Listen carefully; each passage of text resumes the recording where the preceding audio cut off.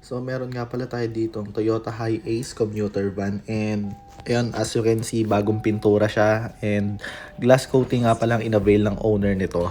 So pag ang sasakyan hindi na original paint, medyo kailangan natin ng doble ingat or triple ingat dahil medyo mahina na ang kapit ito.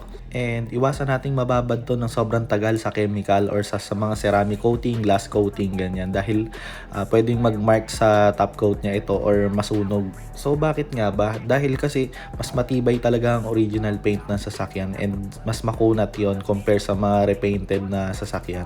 Kaya advice ko sa mga may sasakyan dyan na bago pa or original paint pa yung sasakyan nila, or kahit sabihin luma na yan basta original paint pa, guys, i-coating nyo na kasi gaano ba naman yung mag-invest lang tayo ng konting protection para sa sasakyan natin compare sa magpapintura. Kumbaga, prevention is better than cure. At saka guys, kailangan nyo ingatan yung original paint ng sasakyan nyo. Dahil pag nagasgas yan, never na ulit magiging original paint yan. Pag na-repaint na po yan, di na po yan original paint. Advantages of ceramic coating or glass coating: kung magagasgas man yung paint ng sasakyan nyo is hindi masyadong babaon. At sa ganon, kung magasgas man yun, pwede naman natin siyang i-recoat or i-paint correct para sa ganon mawala yung gasgas niya. So sa ganon, original paint pa rin yung sasakyan nyo.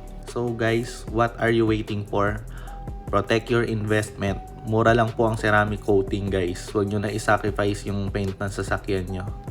And kwento ko lang pala, ito palang client ko na to is nagpa-home service sa amin, from Bulacan pa sila. And yun, pinuntahan namin sila 7 AM in the morning.